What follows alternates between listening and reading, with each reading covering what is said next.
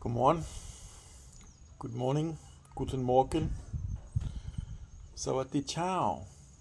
Many ways to say good morning in this, the 1st of January 2024. It's a wonderful morning. We got the sun rising. I suppose the temperature is in the low 20s. A very subtle breeze. Fantastic. And it's so quiet because everybody, more or less without exception, are right now sleeping off their parties yesterday. Wife and I, we just sat, enjoyed in front of the house, the skies, with a little bottle of red wine, and then went to bed like old people about 10:30 p.m. New Year is just another day. And yet it's a kind of a good date to start new things out of a symbolic value. And on that note,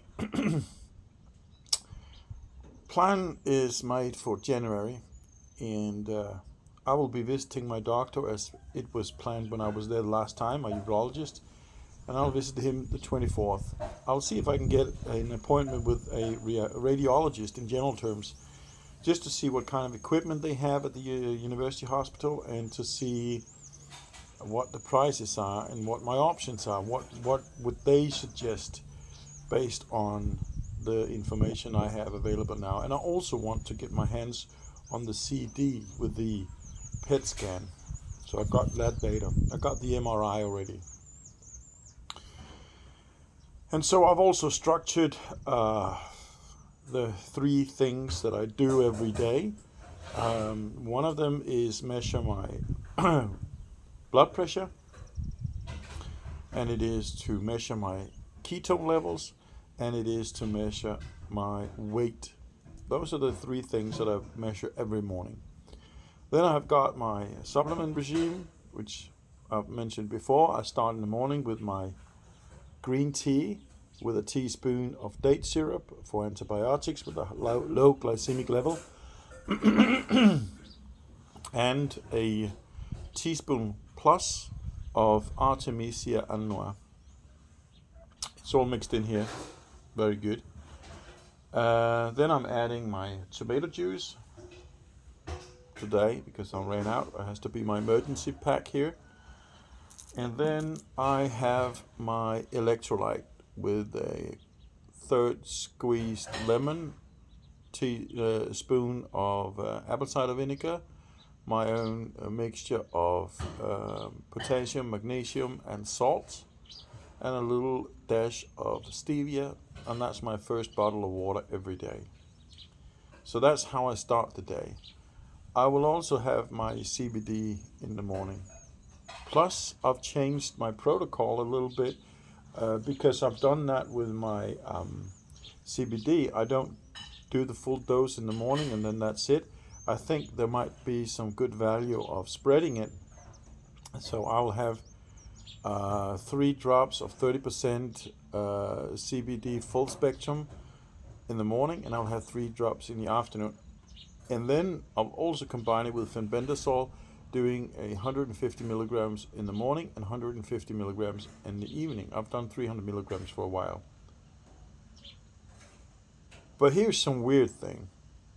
The CBD oil is not doing me very well. I did 4 drops on the morning 3 days ago.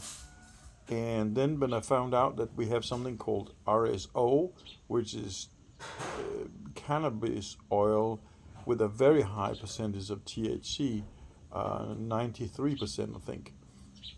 And they were doing 1 gram a day, or that was what they were getting accustomed to. They adjusted until they could take 1 gram a day.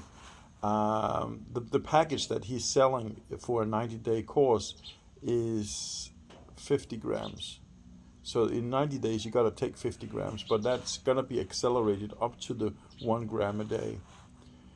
But I'm doing CBD, which is so much weaker, and I'm doing it at 30%, which is even weaker. So And so I thought the other day, oh, I'll just do 4 drops in the morning and 4 drops in the afternoon. So I took 4 drops in the afternoon. Oh man, that was a terrible experience. Absolutely hated it. I got heat flashes. I got elevated heart rate.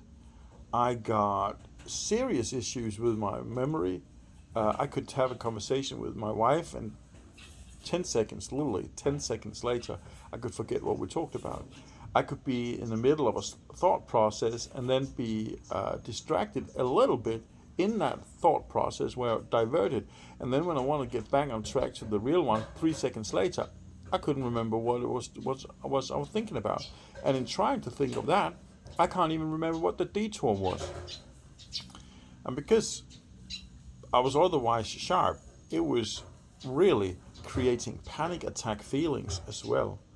Now, I later learned from my friends who knows things about that is apparently common, especially if you've never been smoking in your life, which I never have. Then that's really bad.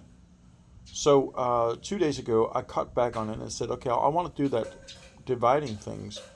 So I spread the effect over the day. So I did 3 drops in the morning, didn't really feel much at all. And then I did 3 drops in the evening, and same thing, didn't feel much at all. And so yesterday, I just continued that. But, blimey, 3 drops in the evening, and I was sitting at the New Year's party, not drinking anything, because I thought, no, I'm not going to combine that. But my memory loss issues were kind of gone. They were not the same as the first time. So here I just had the effect. Yeah, I don't know. I can tell you, later on, when the effect was gone, and I sat down in front of my house just enjoying the clear sky and the stars, and I took my red wine, that buzz I got from the red wine was absolutely preferable over the buzz that one would say that I've got on the CBD. But what I'm trying to say here is, it's a bit worrisome if you have to go as high as 50 grams in a 90-day course on a 93% cannabis oil, and I can't handle 6 drops of a 30% CBD oil. I suppose it's all about getting adjusted to it. So I'll continue this since I don't get the memory issues, and hope that it's just a gradual adjustment. And the plan is to do that for a week now with the 3-3. And by then I have received my new oil. I've ordered 2 cannabis oil, 30% and 160%. He did offer me an 80% if I wanted it to, but I figure it's merely a matter of adding drops extra. And the way my body reacts on a CBD 30%, I don't think I will be able to get up to an 80% anyway. So I will just dose it with the 30%. I think 1 drop of the 30% cannabis is gonna kick me out of circulation for days. But it's going to be interesting to see if I'm right or wrong. It's going to be very interesting. Anyway, so that is my supplement part, and then I have my exercise part. I will be alternating between running days and fitness days, and then I will have my ice plunge twice a week, Tuesdays and Saturdays. That's my plan anyway. And then I gotta make sure I get my 4 bottles of water a day. That's really one of the hardest parts for me. And it kind of makes it wonderful, because now everything is in schedule. I don't have to think about what to do, because in between all of that I have to work as well, and I have to cook. Not much, but a little bit. We gotta experiment a little bit with some food. There's a high level of lycopene in tomatoes, and tomato paste makes it even more concentrated, obviously. And I just looked at some recipes, and I want to experiment with those. So there's a lot of interesting things coming up in this month.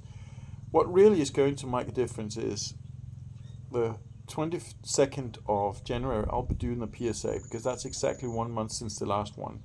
And I have to see a drop of at least 15% to be happy. I don't necessarily need to see a drop of 15% to continue my path, but it will be up for discussion what I will do after that. I don't know. I have to research it first. But my contemplation right now goes in direction of hormone therapy for 6 months while I'm doing what I'm doing right now. Um, because if it works in terms of killing cancer and thereby reducing my PSA, then if I put my cancer dormant and I continue killing it, then when I get off the hormone treatment, I suspect that the result and the outcome will be much better, and then I don't need radiation. I mean, my doctor didn't want to put me on radiation as it is anyway, and I can't help thinking there must be ways to do this in the natural manners. I don't mind help in order to ensure that it doesn't progress into something bad. Um, there's no reason to play too much around about it. But that's the plan for January anyway. And then we'll have to see what happens in February. I've got a good 15 kilometers run, I think, the 20th of January. I'm going to look forward to that.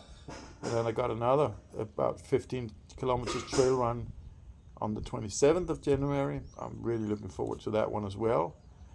And then, yes, my target for this month is obviously to get my blood pressure down to normal, not high normal as it is. It fluctuates between high normal and normal right now.